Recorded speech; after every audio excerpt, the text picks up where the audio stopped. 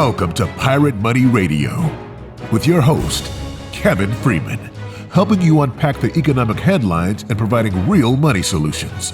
Hey, good day, America. We see Doge at work in our federal government, hopefully taking America back to her constitutional roots.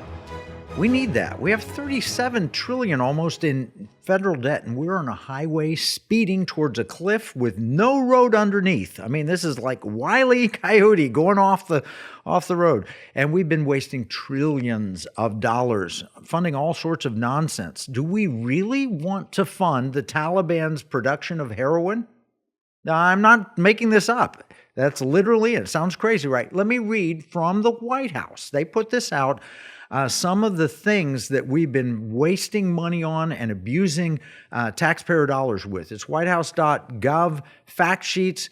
At USAID, waste and abuse runs deep. That's the title of this. $1.5 million to advance diversity, equity, and inclusion in Serbia's workplaces and business communities. Serbia. $70,000 for production of a DEI musical in Ireland. $2.5 million for electric vehicles for Vietnam, not for America. $47,000 for a transgender opera. What is a transgender opera in Colombia? $32,000 for a transgender comic book in Peru. $2 million for sex changes and LGBT activism in Guatemala. $6 million to fund tourism in Egypt. Hundreds of thousands of dollars for a nonprofit linked to designated terrorist groups even after an inspector general launched an investigation. Millions to the Eco Health Alliance, which was involved in research at the Wuhan lab. Hundreds of thousands of meals that went to Al-Qaeda-affiliated fighters in Syria. We're feeding Al-Qaeda-affiliated fighters in Syria. It's unbelievable. Funding to print personalized contraceptive birth control devices in developing countries. Personalized. I don't even know what that means, but that's what the White House press release said. Hundreds of millions of dollars to fund irrigation canals, farming equipment, and even fertilizer used to support the unprecedented poppy cultivation and heroin production in Afghanistan, benefiting the Taliban. So you got that right. I did say that. It says that we are funding the Taliban's production of heroin. It's bad at every level, and that was found in USAID. And now, even wiping all of that out, you add it all up, that's not going to solve our debt problem, but it's a start. Much of that waste and fraud, when you add it all together, can be totaling trillions of dollars. Not just the stuff like in Guatemala and the LGBTQ plus promotion and all that, but cutting some really what we might have grown to depend on, federal agencies and government programs and so forth. Change is hard. And it's going to happen because we cannot continue with $37 trillion in debt. We talk about that all the time on Pirate Money Radio. We are on a debt cliff and there's no road. We're speeding so fast. We've got to turn this around now. I have good news. The feds are not supposed to be in all these businesses. Now, I know it's hard. You may love the program that you're benefiting from. You may really appreciate it, but we're not supposed to be in that business according to the Constitution. I've got the Constitution right here. We're the United States. United States. That means a grouping of states that are united together for common purposes. The states are supposed to take the main role. The federal government's primary role, as you read this book, is to ensure that all states have a Republican form of government. We don't guarantee a democracy. We elect our Republican elected officials through democratic means. Yes, we take popular votes, but it's supposed to be representative government because the mob rule is a bad idea, and the Constitution says that. So guarantee every state has a Republican form of government, not a pure democracy, and they're supposed to protect us against invasion and domestic violence. Something that the Biden administration didn't seem to be willing to do. We'd have domestic violence and the, riots and so forth. And we'd have invasion, crossing the southern border, for example. They weren't protecting us. But I'll read from Article 4, Section 4. The United States shall guarantee to every state in this union a Republican form of government and shall protect each of them against invasion and on application of the legislature or of the executive when the legislature cannot be convened against domestic violence. All right, this is reflected in the preamble. The preamble of this Constitution: we, the people of the United States, in order to form a more perfect union, establish justice, ensure domestic tranquility, provide for its common defense, promote the general welfare, and secure the blessings of liberty to ourselves and our posterity, do ordain and establish this Constitution for the United States of America. So it's we, the people, through the states, created the federal government. The states pre-existed our federal government, and we don't treat them that way. Too often, the media, too often the federal government has treated the states as second-class citizens. No, they're the higher class. The United States is where we've come together as states. We're going to have representatives or senators from 3 different states: Kansas, Oklahoma, and Texas. And we're going to be talking about what states can do to protect and preserve your liberties. Now, does anything in this Constitution suggests the federal government should be paying for transgender opera in Colombia? No. Sex changes in Colombia? No. Electric cars for Vietnam? Of course not. The Constitution doesn't say any of that. In fact, it does say in the 10th Amendment, the powers not delegated to the United States by this Constitution, nor prohibited by it to the states, are reserved to the states, respectively, or to the people. So who has the greater number of powers? The people in the states, not the federal government. They should get out of so many of these businesses that they're in. Even if you like the program, it's not legitimate. It's taking money from other people and spending it on things that they're not supposed to be spending on. Obviously, this has been ignored. Hopefully, MAGA, Make America Great Again, and DOGE are ready to address it. It's time to do that. And one of the things that we talk about all the time on Pirate Money Radio is federalism. And I'm going to quote from the Congress. This is congress.gov. It says, another basic concept embodied in the Constitution is federalism, which refers to the division and sharing of power between the national and state governments. By allocating power among state and federal governments, the framers sought to establish a unified national government of limited powers while maintaining a distinct sphere of autonomy in which state governments could exercise a general police power. Although the framers sought to preserve liberty by diffusing power, justices and scholars have noted that federalism has other advantages, including that it allows individual states to experiment with novel government programs as laboratories of democracy and increases the accountability of elected government officials to its citizens. The closer you are to the people, the better the government is. And that's why having elected representatives from your town or your county is better than just voting for a president and leaving it at that. That's why we're going to talk today with 3 state elected officials, one from Kansas, Senator Mike Murphy, one from Texas, Representative Mitch Little, and one from Oklahoma, Senator David Bullard. All 3 are working on constitutional currency, among other things, constitutional solutions. We call it transactional gold and silver. We know it as pirate money, but they're working, each one of them, in their respective states and other great constitutional provisions. Now, speaking of money, there are 3 things you can do with your money. You can give it, you can spend it, or you can invest it. Here at Pirate Money Radio, we work to explain solutions that support all 3 areas in a way that promotes liberty, security, and values. Patriot Mobile, a mobile phone company, supports the Pirate Money Radio program. Patriot Mobile uses U.S. carriers including AT&T, Verizon, and T-Mobile and operates on both Apple and Android phones. More information about the Economic War Room, our sister show, and Patriot Mobile is available at piratemoneyradio.com/AFR. That's piratemoneyradio.com/AFR. Now, after the break, we're going to be talking with Senator Mike Murphy. He knows and understands governments have a lot to do with money, and he has been married 43 years. He has 4 adult children, 14 grandchildren. He's a retired captain from United Airlines, domestic and international. He's flown the 777, 767, 757, 747, you name it. If it's a 7, he's flown it, and the 319 and 320. He's got 47 years active general aviation. He owns his own plane. He's an active member of the Kansas Pilot Association, small business owner for over 30 years, farm ranch owner, served on multiple boards, freelance contributor to magazines, 12-year township. Senator Mike Murphy from Kansas is going to be here talking about federalism in Kansas and the Constitution and what we ought to be doing in Kansas. We'll be right back with Mike Murphy right after this break. Here's a $10 bill. It's got the picture of Alexander Hamilton on the front of it.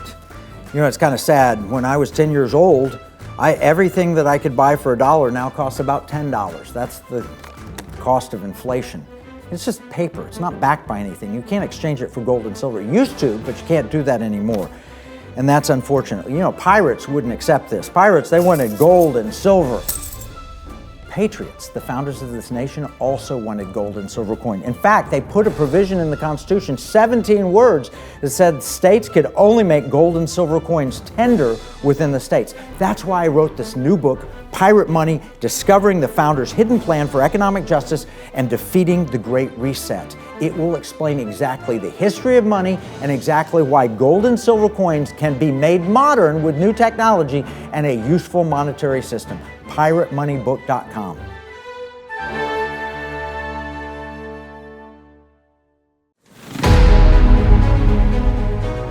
Welcome back to Pirate Money Radio with your host, Kevin Freeman.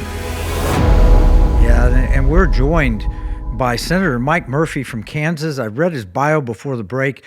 Tremendous guy. I've known him since he was Representative Mike Murphy from Kansas. He's been at Liberty Hawk Ranch. How's it going, Senator? It's pretty good. You've known me. I mean, I was representative just a month ago still. So, but we've known each other for a few years, and I appreciate the relationship, I'll tell you. We appreciate you. And this is American Family Radio, and we've got some great stations in Kansas. Beloit, Arkansas City, Great Bend, Independence, Salina, Bronson, Topeka, Wichita, Hayes, Marysville, Ottawa. I think we cover the state pretty well. I think so, but I do have to correct you on one. It's Arkansas City. Arkansas. Oh, wow, that's true. And do you call Senator, or not, Governor Sanders' state, do you call that Arkansas also? Yes, we do. Okay. All right. So, Senator, you worked in the House and you were leading legislation on our transactional gold, constitutional currency, pirate money. In the last session. We didn't get it all the way across the finish line, but you came very close. You pushed hard, and you've got the chocolate. We've got a contest here at Liberty Hawk Ranch. We've got an ice cream machine. We have vanilla for Ken Ivory, and we've got chocolate for Michael Murphy. Tell us, what does it look like in the current session? How's it going? I've spoken with the Senate President in the days since. I've spoken with the bank lobby. I've spoken with our treasurer. I've spoken with the chair of House Financial. Everybody's looking forward to it, would like to do it. And so we're just in a situation. So anyway, I think that the president is going to pull those bills back and put them in our Fed and state chair here in the Senate. The chair has told me he really likes them. He actually had passed out the legal tender bill last year, so we're gonna come back and hit that pretty hard. We did split things up. We are going to run the depository bill separate. There were a few objections, and so I think we can kind of work around those by doing them separately. Oh, I think that's wise. Why do you think the people of Kansas want to see transactional gold and silver like we've been talking about? What's in it for them? Why do they want this?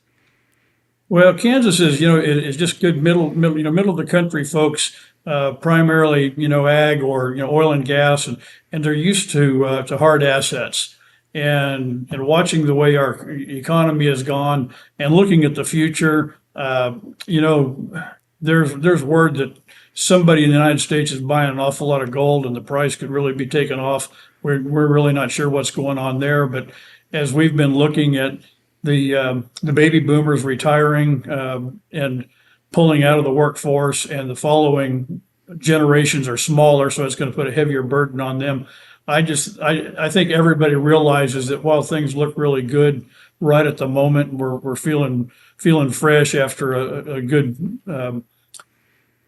election season in November, both the national and the state level.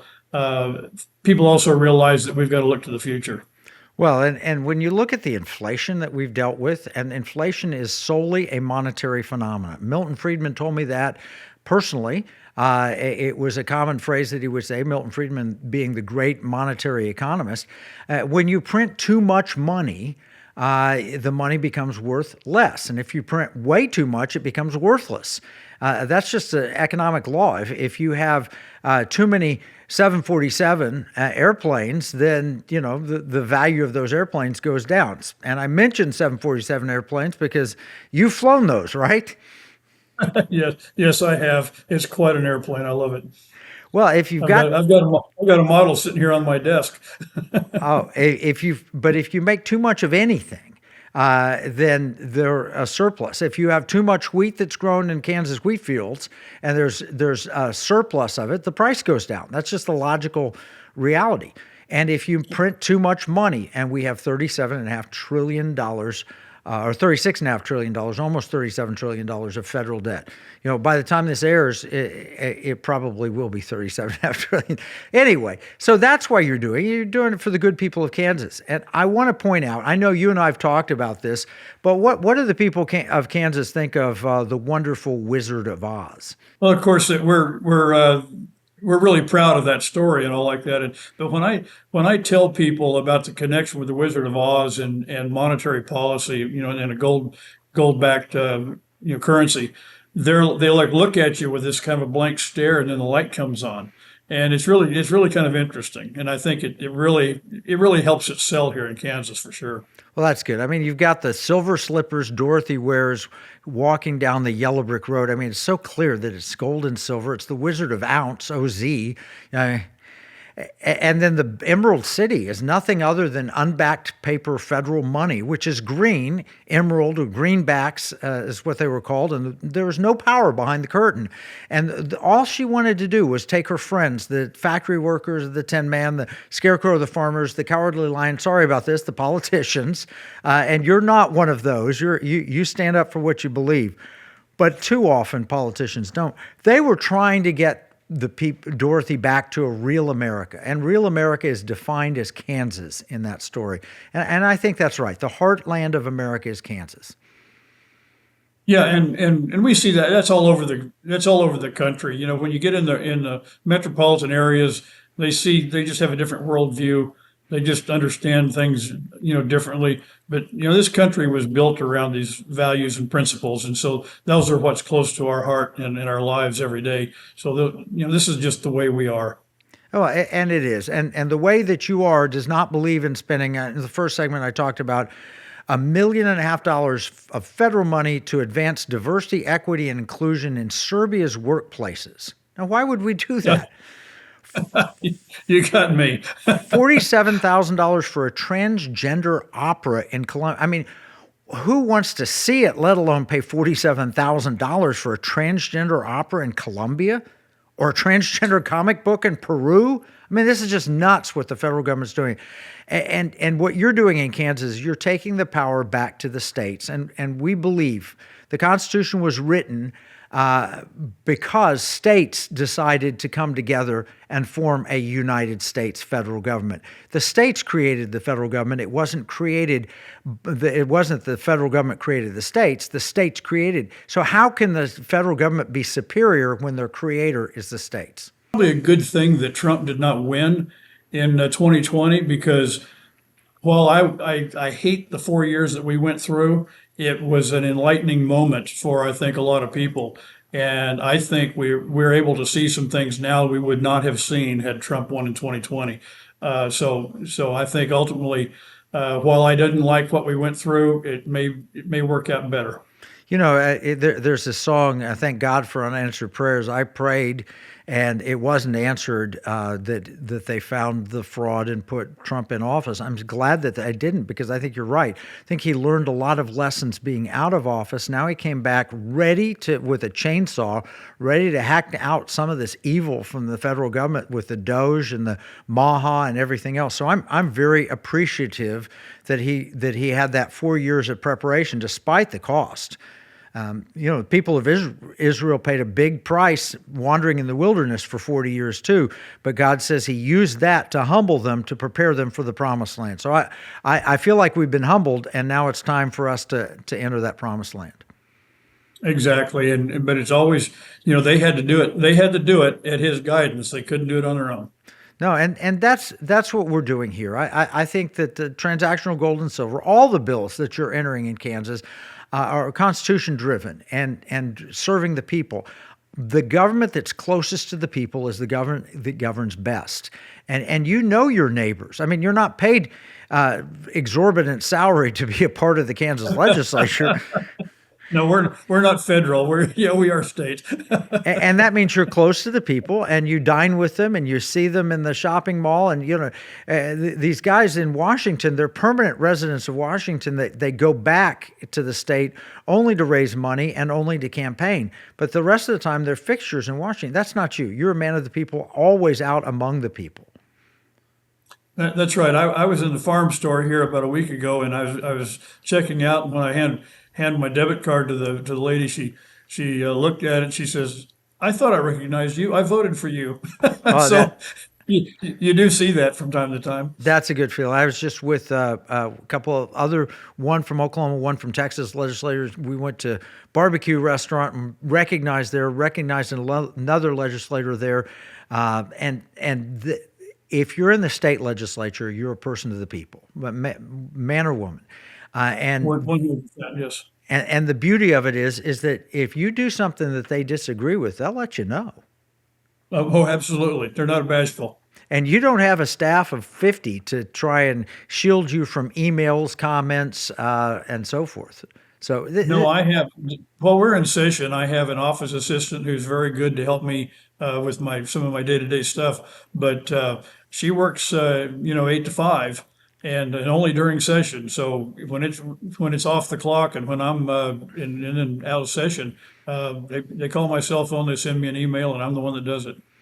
Well, and I love that about you. And you've got a website. If you want to learn more about Senator Mike Murphy, it's ilikemike4ks.com. Is that right? That's correct. ilikemike4ks.com. And this is your opportunity. You can go there and learn about what he stands for, why he's one of our heroes, promoting pirate money, transactional gold and silver, how it's going to benefit Kansas and really the United States. If Kansas takes a leadership position, the rest of the country should follow. And we've got about 24 states looking at making gold and silver legal tender. Any last comment, Senator? No, Kevin. I just I did tell you, I think one time I've had a fellow in the northwest part of the state. He says, "Hey, I've seen the bill that you've got filed for gold and silver. You need to read this book. It's called Pirate Money, written by Kevin Freeman." And I went, "Yeah, okay. Well, I've got that book. Thank you." Oh, I love it. That was a good endorsement for you. Thank you, Senator Murphy. All right. Well, blessings to you in Kansas. We're going to come back and we're going to meet with Representative Mitch Little from Texas, who's also entering pirate money legislation. We'll be right back after this break. Freedom lives in everybody's soul. Freedom for the young, the meek, the old. Freedom. Forgiveness breaks all chains. Freedom. No more slavery. No more shame. Just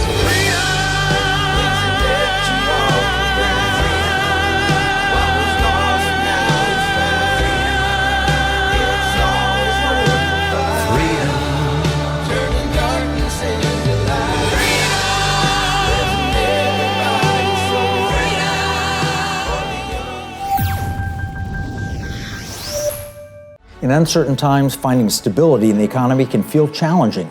But what if you could navigate economic volatility while honoring your biblical values? At Timothy Plan, they believe this balance is possible. Timothy Plan filters its volatility-weighted ETFs and family of mutual funds through a biblical pro-life and pro-family lens, so you can see competitive returns and moral responsibility, helping you to weather the economic storms. With Timothy Plan, align your investments with your values while adapting to our ever-changing culture. Since 1994, Timothy Plan has been recognized leader in biblically responsible investing. Timothy Plan, your bridge between faith, finances, and the future. Visit timothyplan.com or call 1-800-TIM-PLAN or 1-800-846-7526. Investing includes risk, including possible loss of principal. Before investing, carefully consider a fund's investment objectives, risks, charges, and expenses contained in the prospectus available at timothyplan.com. Pirate Money Radio, helping you give, spend, and invest in ways that align with liberty, security, and values. Welcome back with your host, Kevin Freeman. Right, and just before the break, we had Senator Mike Murphy as our guest from Kansas. You know, he's an airline pilot, flown all the big jets, really tremendous background and history and everything, a state rep and then now a state senator. Kansas is very lucky to have him. And North Texas is very lucky to have our next guest in studio, Representative Mitch Little from Texas. He's a conservative, House District 65, constitutional conservative. I love that. And lifelong Republican, believes our elections and border must be secure, property taxes should be lower, and the radical left's agenda has no place in our schools and communities. Successful business attorney. He fought for private property rights.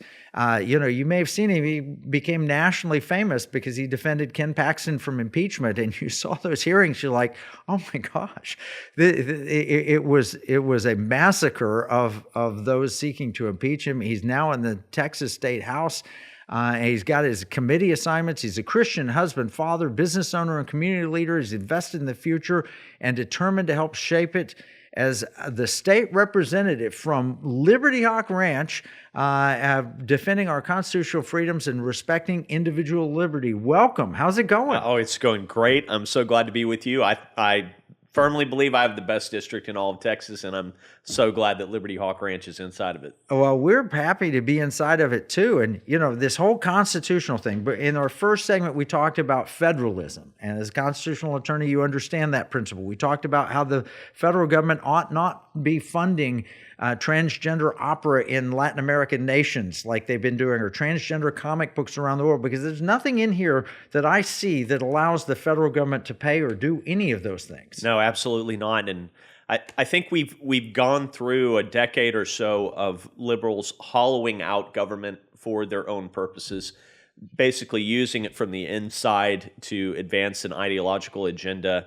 And Trump is day by day dismantling it. I'm very thankful for that. And we need to be doing that here in Texas too. Well, I just had my wife last week on the program. We were talking about MAHA, Make America Healthy. I called her Maha Mama.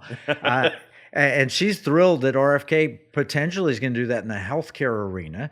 And now Elon Musk and Doge. Here's the key. Amendment 10, the power is not delegated to the United States by the Constitution nor prohibited by it to the states, or reserved to the states respectively or to the people. Seems to me like few and well-defined should be the powers of the federal government. No doubt about it. Our state should have the ability to determine its future to the largest extent possible. The federal government will constantly be engaged in mission creep, trying to grow itself, trying to make itself more influential in the lives of day-to-day Texans, and we need to be fighting those encroachments at every opportunity. Well, it seems to me the history tells us that the states created the federal government, not the other way around, and therefore the states should be ultimately, they have the most powers. Yeah, the federal government's got important powers, like to provide for the common defense, to make sure that we allow states that do commerce between one another. How about protecting us from invasion? Protecting from invasion, absolutely. Those are the few and defined powers of the federal government, and yet they have been usurping with things like transgender opera, taking money from Texans to pay for things we don't see a need to pay for.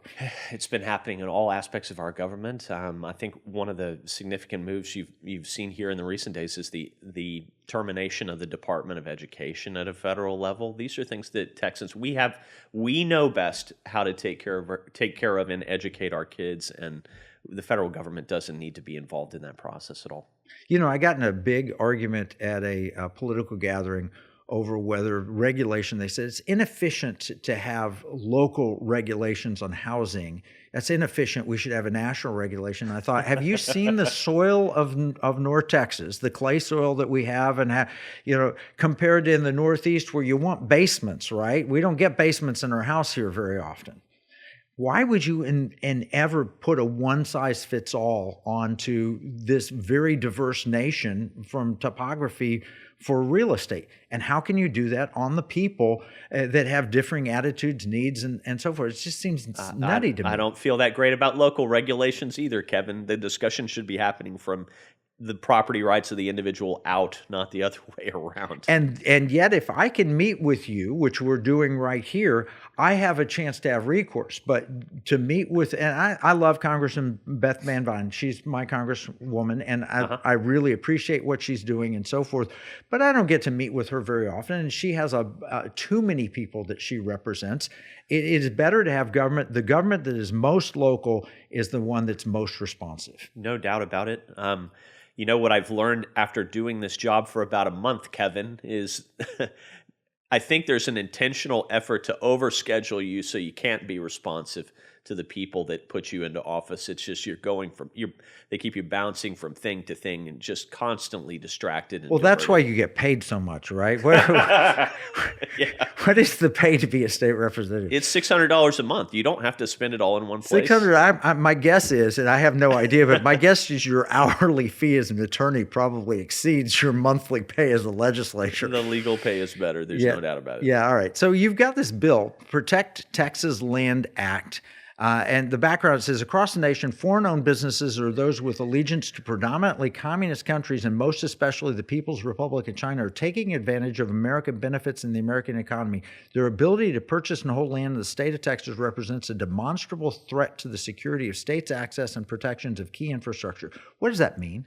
Yeah, so something that came up in the previous election is, and that was a promise of mine from the campaign, is I said, the first opportunity I have after I'm elected, I'm going to file a bill to divest the Chinese Communist Party of its real estate holdings in this state. So you may or may not be aware, the Chinese Communist Party attempted through a partnership to acquire something like 30,000 acres in Laredo near the border. So the Chinese Communist Party is engaged in an active influence operation here in Texas. My friend Representative Briscoe Kane represents southeast portion of Houston, and the Chinese Communist Party are attempting to buy a chemical plant there. There are going to be constant efforts to acquire strategic pieces of real estate in Texas. We need to stop that. Last legislative session, the bill was brought over by Senator Lois Kolkhorst to the House. It passed the Senate. It came over to the House and it died in State Affairs, which was chaired by Chairman Todd Hunter. And we never got to have a vote on it in the House.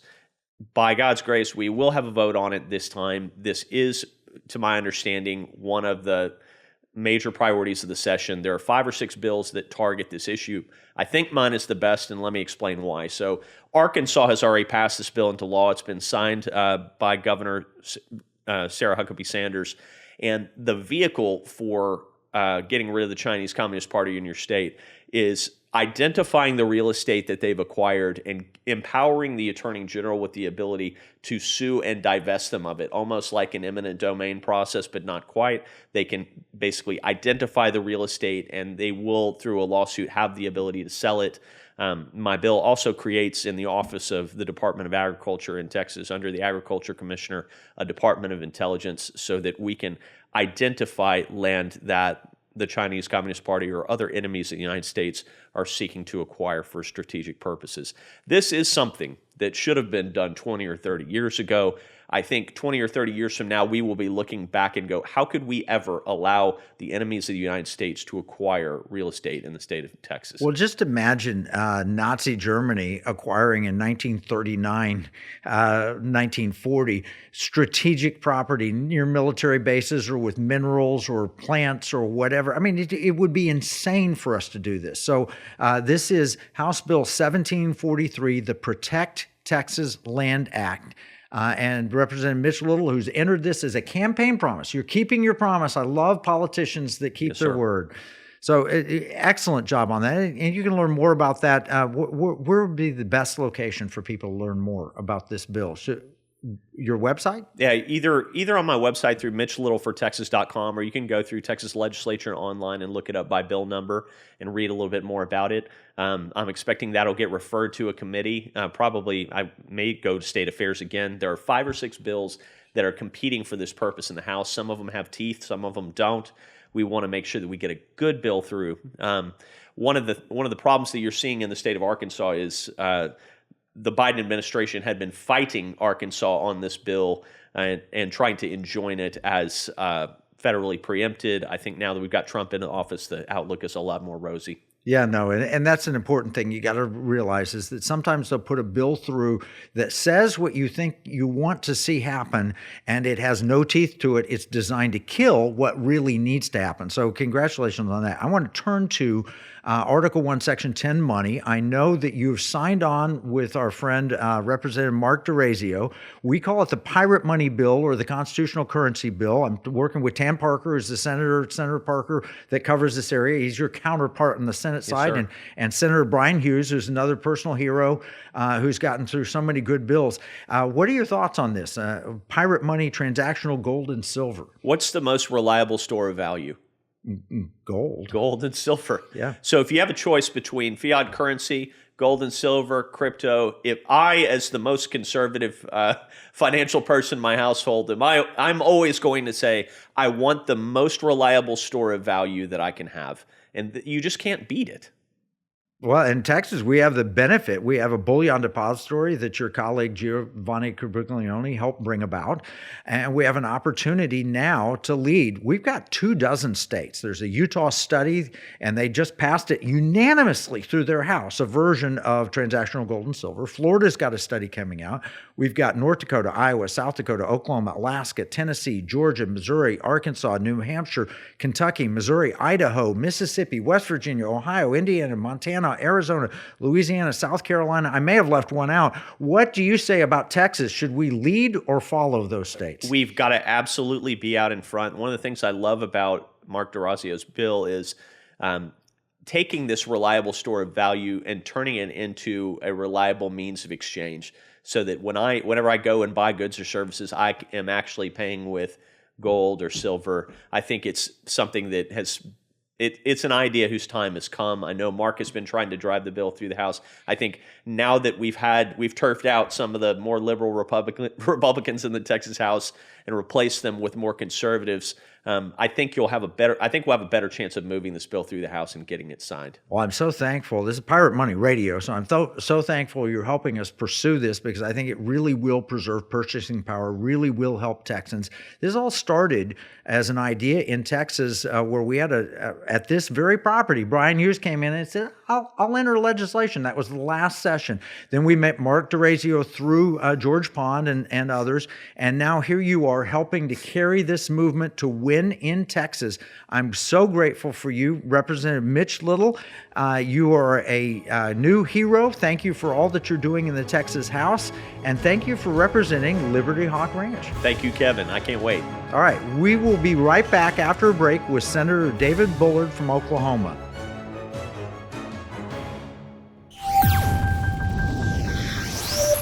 The spirit of patriotism has prevailed. The battles may have changed, but the values remain the same. Today, in 2024, we find ourselves at a pivotal moment where the call for unity, freedom, and a better future echoes louder than ever. For more than 10 years, Patriot Mobile has been committed to supporting the values that make our nation great. With affordable plans and reliable nationwide coverage, Patriot Mobile is not just a wireless service. It's a call to action for those who believe in the American dream. Because this year is not just any year, it's the most important year since our nation's founding. Choose a wireless carrier that shares your values. Choose Patriot Mobile.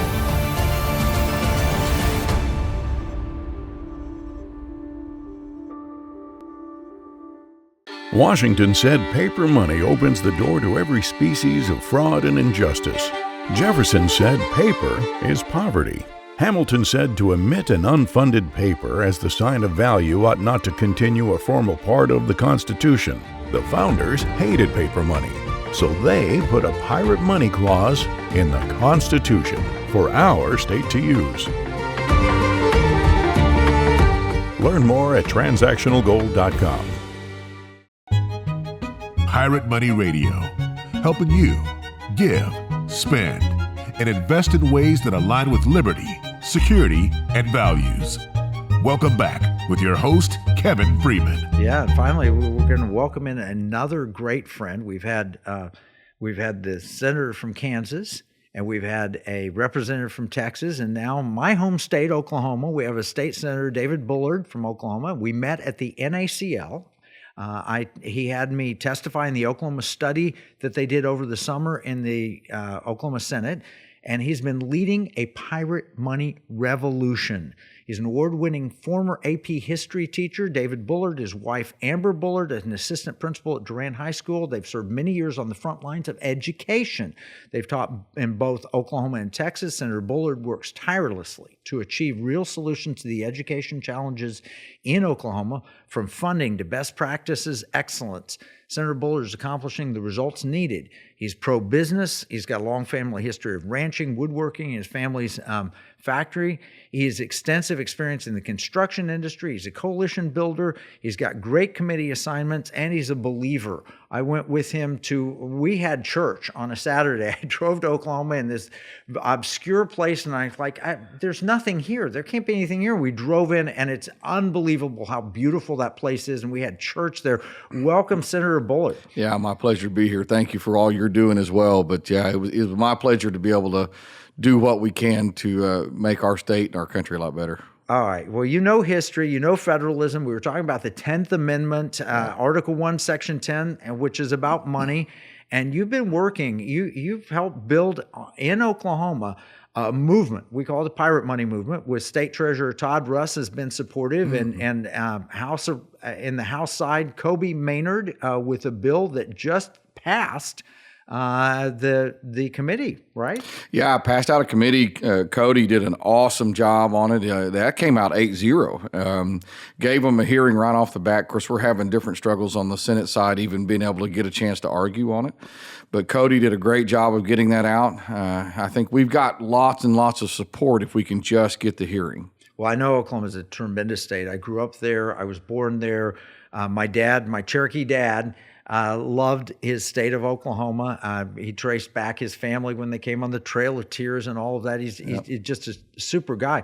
Oklahoma is probably the most conservative state. I mean, West Virginia will try and make the argument, but you've got the reddest state, I think, in America. We should. You would think Oklahoma, reddest of the red, voted all 77 counties for Donald Trump 3 times in a row. You would think that. But then at the end of the day, the establishment still runs the Senate right now. And, but the people are the reddest of the red. Let me tell you something. When you knock doors, you will find out what Oklahoma is really made of. And the people of Oklahoma are stating loud and clear, we're not conservative enough. They want us to move further and further down these conservative roads. So no doubt about it. And by the way, just a side note, we always knew you were intelligent, good guy, because from Oklahoma, you have to be something good if you're from Oklahoma. My dad, he would tell me forever, we're related to Will Rogers. And I was like, Dad, are you kidding me? So I went one time and visited him, and he said, I want you to come with me. We're going over to Claremore. So we went over to Claremore. This is years ago. And we toured the museum and all that. And then he says, come meet a friend of mine. And we go over to the birthplace, and sitting on the porch is Jimmy Rogers, Will's youngest son. And he said, Cousin Carrie. I was like, oh my gosh, we really are. He wasn't fooling, was he? He wasn't fooling. No, and my dad, he loves Oklahoma. He passed in 2023 at Thanksgiving, but he spent the 1970s and 1980s as a stockbroker. In the evening, he would go to the Baptist churches primarily, but churches throughout Oklahoma, and he taught the Constitution working with the Freeman Institute and the National Center for Constitutional Studies, which is the one that publishes this particular version. It's not a different version of the Constitution, but this one, this little pamphlet is put out by, my dad was a founding board member of that group. So, funny story, I had someone who donated those to us, and so every kid that I taught for 15 years got one of those constitutions when we taught government and the Constitution. Oh, that's great. My dad loved the Constitution. He's in heaven now. He still loves it. Yeah. It's probably not at top of mind, though. He's worshiping Jesus right now, but right. He loved it, and he taught it, and you are carrying on that legacy. I remember back in the 70s, every state elected official, the Speaker of the House, the governor, they were all Democrats. Every one of them was Democrats. And you've been a part of the revolution that's turned that around. Yeah, I'm only the second Republican in District 6. Josh Burkeen kind of broke that barrier for us and got in as a Republican. But the problem is we keep focusing on whether they're Republican or not. We've got too many Republicans, to be honest with you, because they're not really Republicans. They go along that Democrat line, but they've just learned they can win an election if they put the R beside their name. And so we need to be focused on, do you understand biblical principle? Can you apply it to the Constitution? And are you willing to stand up for what's right and against what's wrong? And that's where we are in our country right now. The Republican Party has the best platform, but it's easy to fool people when you just tell them I'm a Republican. And everywhere I speak, I've been begging people, stop asking them if they're pro-life. Stop asking them if they're Second Amendment. Tell them why. Make them tell you why and what they're going to do things better. If they say they're a fiscal conservative, ask them where they stand on gold and silver. Ask them where they stand. This is the one litmus test that'll tell you where you really are if you are a fiscal conservative in this state. That and taxes, those two things will tell you. So we've got to start asking these people the right questions on how do you understand the difference between a fake Republican and the real deal that's going to go up there and stand for you? Because it's tough. When you stand for what's right, they're going to attack you, throw darts at you. You have to understand the principle or they'll shake you off and get you on to their line of thinking. And so they've got to have a spine. They've got to have the principle walking in or they'll get bumped off of center. Well, you used the key phrase about money. Gold and silver, you're putting your money where your mouth is, or your mouth is where your money is. And a lot of bankers fear this, and a lot of others fear this, but it's not changing anything about our financial system other than putting something solid behind what we consider to be money. And that's the big change. And if you think about it, they're using an inferiority argument. And you understand this with education. Public schools will say, you can't have school choice because if you do, it will ruin public schools. Well, why? Why would it ruin public schools? You were in the education. Why would it ruin public schools? It's creating competition. Wouldn't it make them better? Well, and the question I always ask is, if you're scared of school choice, why? If public schools are as good as I say they are in my area, why would a student ever leave that public school to go to a private school? Just to be honest, in my area right now, Durant schools are phenomenal. They're doing a good job. They're a public school. But we have a private school there that's equally good. But what we found is when we did school choice in Oklahoma, now we didn't do it through vouchers. We did it a different way. We did tax credits back to the parents, and we told the parents, this is for you to take your kids if you want to that. And that's the way that really you ought to do it on a conservative manner. But, Durant Schools is doing fine. They're flourishing. We're actually putting more money into public schools while we're also giving parents other options to take their kids to where they fit them. And if you want to find out where the problems really are with school, go into these urban areas where we have the pink-haired teachers that are trying to tell them that there's more than two genders.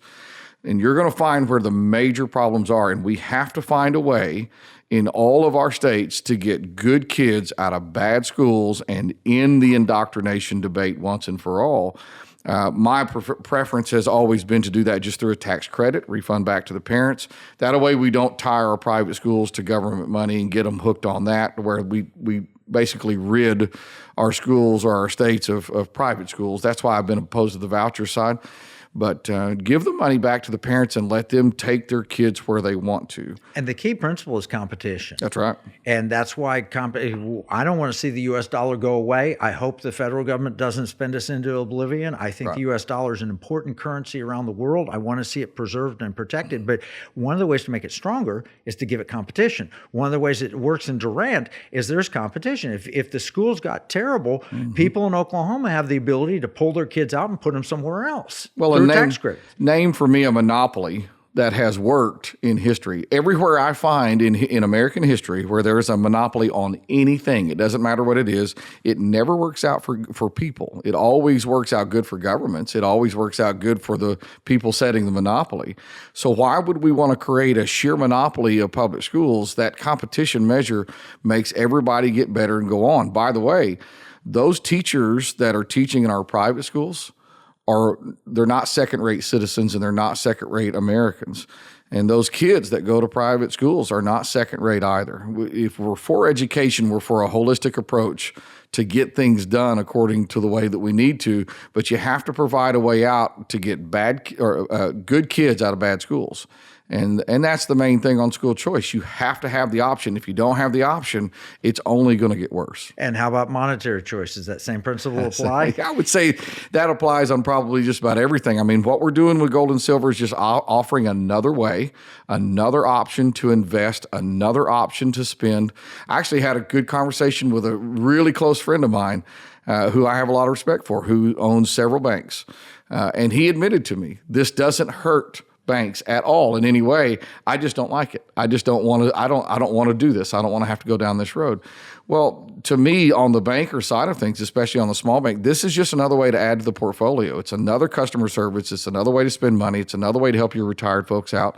Why wouldn't we want to give this our best shot? Well, you know, banks a few years ago didn't want to have any investment alternatives either. They didn't like money market funds. They didn't want PayPal. They don't like innovation. They don't like change. Right. They like the status quo because it's a pretty good business for them to be in as bankers.